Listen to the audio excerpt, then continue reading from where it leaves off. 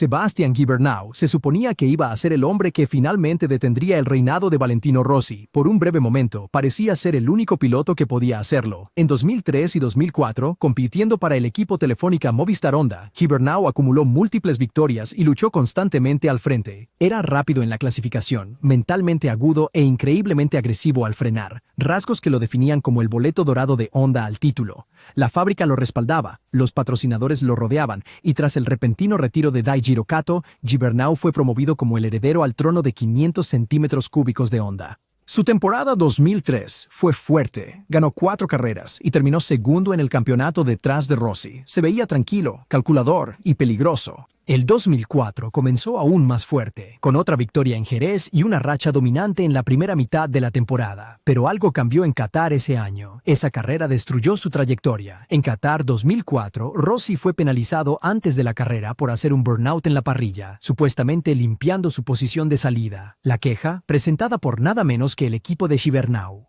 Como resultado, Rossi fue enviado al final de la parrilla. Gibernau comenzó desde la pole. Debería haber sido una victoria garantizada, pero Rossi no solo luchó, lo humilló. Desde el último lugar, Rossi atravesó el campo y pasó a Gibernau con una precisión implacable, cruzando la línea con más de un segundo de ventaja. No fue solo una victoria, fue una aniquilación psicológica. Rossi afirmó más tarde que Gibernau se rompió ese día y no se equivocó. Desde esa carrera en adelante, la forma de Gibernau se desplomó. A pesar de conducir una Honda de fábrica completa, nunca ganó otra carrera de MotoGP.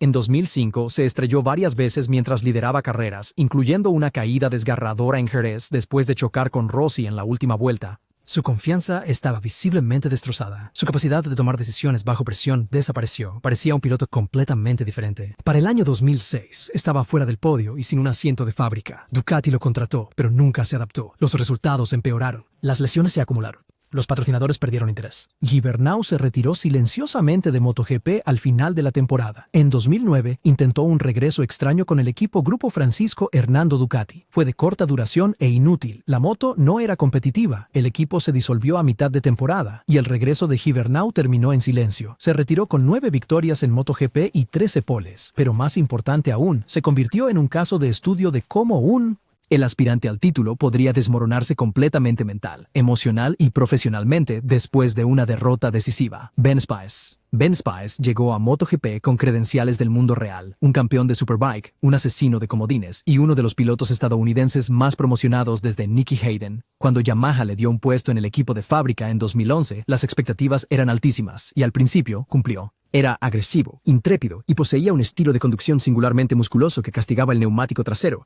pero daba resultados. Se adaptó rápidamente, logrando consistentemente los 5 primeros puestos y podios. Luego llegó su momento brillante en Assen. En 2011, Spies logró una victoria sensacional en el TT de Holanda, controlando la carrera desde el frente y venciendo a Stoner y Dovizioso de manera dominante. No fue un golpe de suerte, fue calculado, limpio y rápido. Se convirtió en el primer estadounidense en ganar una carrera de MotoGP desde Hayden en 2006. Yamaha creía que eventualmente asumiría el papel de fábrica de Lorenzo o lucharía junto a él. Las puertas a múltiples títulos parecían estar abiertas de par en par. Luego, todo se derrumbó. En 2012, su condición física comenzó a deteriorarse. Desarrolló un dolor crónico en el hombro y el brazo que los médicos no pudieron diagnosticar de inmediato. Luchaba por terminar carreras completas sin entumecimiento. Su confianza estaba visiblemente afectada. Comenzó a tener más caídas, a perder los puntos de frenado y a quejarse de sentirse desconectado de la moto. Su temporada se convirtió en una pesadilla médica, una costilla rota, ligamentos desgarrados, cirugía de síndrome compartimental, daño nervioso, una lesión seguía a otra. Incluso en carreras donde era competitivo, su cuerpo no podía mantenerse al día con las exigencias de una moto prototipo de 300 caballos de fuerza. A finales de 2012, anunció que dejaba el equipo de fábrica de Yamaha y firmó con el equipo satélite de Ducati, pero su hombro nunca se recuperó. El daño en los nervios de su parte superior de la espalda le dejó incapaz de agarrar completamente los manillares. Sus tiempos por vuelta cayeron dramáticamente. Sus últimas carreras fueron dolorosas de ver.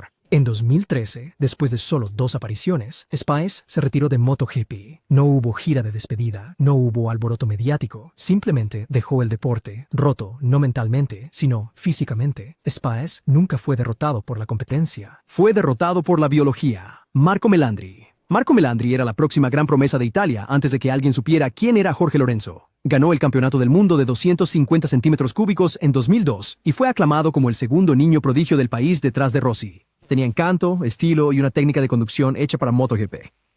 Cuando dio el salto en 2003, Se le consideraba un aspirante al título en proceso. En 2005, todo encajó. Se unió al equipo Gresini Honda, ganó 2 carreras y terminó segundo en el campeonato mundial detrás de Rossi. Superó a Nicky Hayden, Max Biaggi y Loris Capirossi en la clasificación. Por un momento, fue el único italiano que podía desafiar el dominio de Rossi, pero no duró. El mayor enemigo de Melandri se convirtió en las elecciones de equipo. Repetidamente eligió las motos equivocadas en el momento equivocado. Se quedó demasiado tiempo con equipos satélite de Honda. Cuando finalmente se trasladó a un equipo de fábrica, fue a Kawasaki, un proyecto poco competitivo. Luego cambió a Ducati en 2008, uniéndose al equipo justo después del título de Casey Stoner, pero la Desmosedici lo odiaba. Melandri nunca se adaptó al frenado brusco de la moto, la dirección pesada o la aceleración brutal. Se caía a menudo. Cuando terminaba las carreras, estaba enterrado en la mitad del pelotón. Su confianza se desplomó. En entrevistas, más tarde admitió que dejó de dar retroalimentación real a los ingenieros y mintió a propósito sobre el rendimiento de la moto solo para pasar la temporada. Simplemente quería salir. A mediados de 2008, Ducati le pagó $5 millones para que se fuera antes. Se unió al equipo satélite Hayate para 2009 con una Kawasaki desactualizada y aún así logró mejores resultados que en su etapa con Ducati de fábrica. Pero el daño ya estaba hecho. Nunca volvería a competir por el título. Melandri continuó en el Mundial de Superbikes con éxitos ocasionales, pero su sueño de MotoGP, una vez brillante y lleno de promesas, murió lentamente, enterrado bajo malos contratos, agotamiento mental y fallos técnicos. Era la segunda esperanza de Italia, terminó siendo su olvidado, Tony Elias. Tony Elias no solo venció a Valentino Rossi una vez, sino que, posiblemente, cambió el resultado de un campeonato mundial por ello. En Estoril, en 2006, Elias logró una de las victorias más impactantes en la historia de MotoGP. En la última vuelta, superó a Rossi con una agresividad increíble, pasando por un hueco que apenas existía, y mantuvo el liderazgo por 0.002 segundos en la línea de meta. Sigue siendo uno de los finales más cerrados de la historia. Esa carrera no solo le dio una victoria, le costó a Rossi el campeonato. Si Rossi hubiera ganado ese día, habría asegurado suficientes puntos para superar a Nicky Hayden en la final de la temporada. Ese momento debería haber sido el trampolín de Elias hacia la grandeza. En cambio, fue el pico. Elias siempre había sido rápido, desde las clases de 125 centímetros cúbicos y 250 centímetros cúbicos. Era conocido por su estilo de conducción intrépido, empujando constantemente el límite delantero al frenar. Pero en MotoGP no se tradujo en constancia. Cambiaba de motos y equipos casi cada temporada, de Honda a Ducati a equipos satélite. Cada equipo creía que tenía el ritmo. Ninguno pudo desbloquearlo regularmente. Se hizo conocido como un comodín, brillante en una carrera, invisible en la siguiente. En mojado era impredecible. En seco, a menudo estaba en mitad del grupo. Las lesiones no ayudaron, pero el problema principal siempre fue el mismo. No podía adaptar su conducción al comportamiento completo de la electrónica, en evolución de las motos modernas de MotoGP. Confiaba en el tacto y el instinto, una ventaja en el pasado, pero una desventaja en la era impulsada por los datos. Para 2009, Elias se quedó sin moto. Luego vino Moto2. En 2010, Elias se convirtió en el campeón mundial inaugural de Moto2. Ganó 7 carreras y recordó a todos su talento. Debería haber sido una historia de redención, prueba de que aún era digno de la clase principal. MotoGP le dio una oportunidad más. LCR Honda lo contrató en 2011, pero los resultados fueron catastróficos. No logró sumar puntos en la mayoría de las carreras y parecía completamente fuera de ritmo. El sueño había terminado. Dejó el paddock, terminando su carrera en MotoGP con solo una victoria, el milagro de Estoril, y más arrepentimiento que recompensa. Venció a una leyenda, pero nunca se convirtió en una. John Hopkins. John Hopkins nunca ganó una carrera de MotoGP, pero quienes lo vieron correr sabían que tenía todo lo necesario. Cuando Hopkins llegó a principios de la década de 2000, formaba parte de una nueva ola de pilotos estadounidenses después de Kenny Roberts Jr. y Nicky Hayden. Joven, agresivo y sin pulir, Hopkins corría como si tuviera algo que demostrar en cada vuelta. Constantemente estaba al límite, incluso cuando la moto que tenía debajo no tenía razón para estar cerca del frente. Suzuki le dio una oportunidad, pero las primeras máquinas GSVR eran poco potentes e inestables. A Hopkins no le importó. Las lanzaba en las curvas como si fueran Yamahas contendientes al título. Regularmente calificaba entre los 10 primeros y terminaba las carreras delante de motos más rápidas por pura fuerza de voluntad. El año 2007 fue su año de revelación. Con neumáticos Bridgestone y maquinaria mejorada, Hopkins terminó cuarto en el campeonato mundial, solo detrás de Casey Stoner, Dani Pedrosa y Valentino Rossi. Se subió al podio 4 veces. Con solo 24 años, estaba llamando a la puerta del estrellato. Luego vino el accidente, y otro más. El cuerpo de Hopkins sufrió un castigo brutal. Las cirugías se volvieron rutinarias. Se rompió la mano, los tobillos, desgarró ligamentos, fracturó huesos. Tuvo más de 30 procedimientos quirúrgicos a finales de sus 20 años. Una vez corrió con un hombro dislocado y una costilla rota. En 2011, incluso corrió sin sentir en 3 dedos después de una amputación parcial debido a una infección. Hopkins se negó a rendirse, pero eventualmente el daño fue irreversible. Su condición física se deterioró hasta el punto de que los médicos le advirtieron que un accidente más y podría no volver a caminar. Se retiró en 2012. Se fue sin victorias, pero el paddock nunca olvidó su corazón. Los pilotos lo respetaban, los equipos lo admiraban, los fanáticos lo amaban. Hopkins no era un talento fallido, era uno físicamente roto. Alex DeAngelis. Alex DeAngelis estaba hecho para MotoGP. Al menos, eso decía su carrera temprana. En la clase de 250 centímetros cúbicos era una máquina de podios. Desde 2002 hasta 2007 fue un competidor destacado en casi todas las carreras, acumulando más de 40 podios sin ganar nunca un título. Tenía velocidad, consistencia y un entendimiento técnico que lo convertía en el tipo de piloto con el que a los ingenieros les encantaba trabajar. En 2008, dio el salto a MotoGP con el equipo Gresini Honda. Las expectativas eran altas. El equipo tenía un historial de convertir a pilotos satélite en ganadores de carreras. Pero DeAngelis tuvo dificultades de inmediato. Le faltaba la agresividad necesaria en la clase principal. Era un piloto suave y limpio, perfecto para 250 centímetros cúbicos, pero poco adecuado para las zonas de frenado brutales y la gestión de neumáticos que exigía MotoGP. Terminó la temporada sin un podio y con solo unos pocos resultados entre los 10 primeros. Se quedó con Gresini en 2009, pero las cosas no mejoraron. Se caía con frecuencia y no podía superar a sus compañeros de equipo. A mitad de la temporada, le informaron discretamente que no sería retenido. En 2010, pasó de equipo en equipo, cubriendo vacantes por lesiones, participando como comodín e intentando aferrarse a un asiento en MotoGP, pero la chispa nunca regresó. Para 2011, estaba completamente fuera de la categoría, de vuelta en Moto2. Las estadísticas de MotoGP de DeAngelis no reflejan su talento. 0 victorias, 0 podios, una reputación como un piloto que siempre estuvo casi allí, pero nunca del todo. No carecía de talento, simplemente llegó demasiado tarde para la era a la que pertenecía. Randy Depuniet. Randy Depuniet tenía velocidad pura. Eso nunca fue el problema. En la clasificación, podía sacar tiempos de vuelta de máquinas, con poca potencia, que hacían que los ingenieros de fábrica levantaran las cejas. Cuando colocaba su LCR Honda en la segunda fila en circuitos como Assen o Brno, no era suerte. Era talento, pero el domingo nunca fue su día. Depuniet era el ejemplo perfecto de la autodestrucción en MotoGP. Tenía un ritmo increíble en una vuelta y un estilo agresivo natural, especialmente al frenar, pero carecía de la disciplina para traducirlo a la distancia de carrera. Sus caídas eran tan frecuentes que los fanáticos comenzaron a llamarlo el Randy Special. Clasificar bien, empezar fuerte, luego caerse alrededor de la vuelta 10. Y no eran solo caídas en carrera. Tenía una reputación notoria por excederse durante las prácticas y calentamientos, a menudo lesionándose antes del día de la carrera. En 2009, mientras corría para LCR Honda, se fracturó el tobillo a mitad de temporada, pero aún así compitió. La lesión volvió a aparecer semanas después tras otro accidente. Seguía regresando demasiado pronto y volviendo a caer.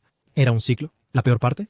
¿Al paddock le encantaba? Los ingenieros respetaban sus comentarios. Su compromiso en condiciones de lluvia era legendario. Él corría bajo lluvias torrenciales de nivel monzón, cuando otros se retiraban, pero incluso cuando tenía apoyo de nivel de fábrica, como con el Pramac Ducati en 2011, no podía completar una temporada completa. Las lesiones, la inconsistencia y los lapsos mentales siempre intervinieron. Compitió en la clase principal durante casi una década.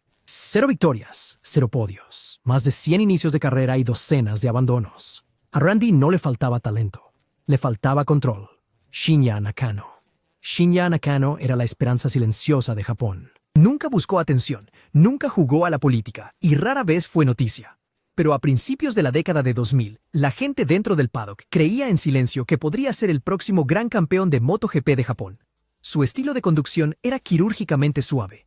A diferencia de muchos de sus contemporáneos japoneses que eran agresivos y animados en la moto, Nakano era preciso. Su entrada en las curvas era impecable, su gestión de neumáticos excepcional y su actitud calmada bajo presión. Kawasaki lo veía como su piloto principal del proyecto. Cuando regresaron a MotoGP en 2003, con un esfuerzo de fábrica completo, Nakano era la piedra angular. Sus habilidades de desarrollo ayudaron a dar forma al ZX-RR y para 2004 comenzó a terminar regularmente entre los 10 primeros. En 2006 logró el mejor resultado de Kawasaki en MotoGP, segundo lugar en Assen, manteniendo a raya a Dani Pedrosa y Nicky Hayden en una feroz batalla. Se suponía que ese sería el punto de inflexión, No lo fue. A pesar de destellos ocasionales, Nakano nunca volvió al podio. El desarrollo técnico de Kawasaki se estancó. La moto era rápida en la clasificación, pero impredecible en la distancia de carrera. Nakano se convirtió en un conejillo de indias, refinando interminablemente la rigidez del chasis, la respuesta del motor y la electrónica, pero nunca obteniendo las herramientas para ganar. Su siguiente movimiento, cambiar al equipo satélite Konica Minolta de Honda, fue un paso atrás. Sin el apoyo de fábrica, se desvaneció en el medio del pelotón. Para 2008, estaba de vuelta, fuera de la parrilla. Nakano se retiró de MotoGP con solo un podio y ninguna victoria. Sin embargo, dentro del deporte todavía era respetado. Los jefes de equipo lo llamaban uno de los mejores pilotos que nunca ganó una carrera. Tenía todo excepto la moto para demostrarlo. Anthony West. La historia de Anthony West es una de caos. En las clases de 250 centímetros cúbicos y Super Sport, West era una fuerza en mojado. Su apodo, Maestro de la Lluvia, proviene de su habilidad para abrirse paso en el campo durante los aguaceros.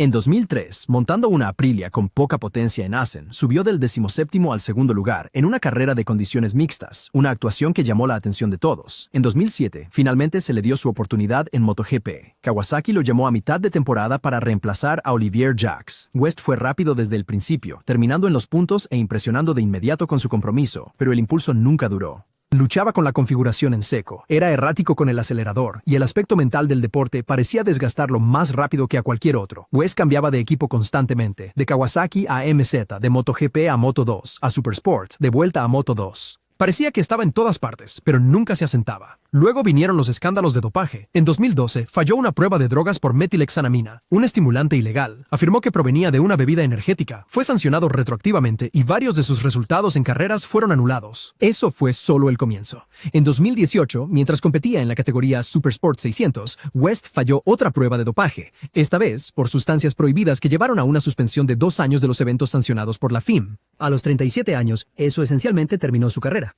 West respondió a la prohibición con furia pública, arremetiendo contra MotoGP, llamando al sistema roto y acusando a los oficiales de apuntar a pilotos sin protección de fábrica. Sus redes sociales se convirtieron en una zona de guerra de diatribas y acusaciones. Tenía la habilidad para ganar a nivel mundial, pero la carrera de Anthony West fue un desastre de malas decisiones, inestabilidad y autodestrucción.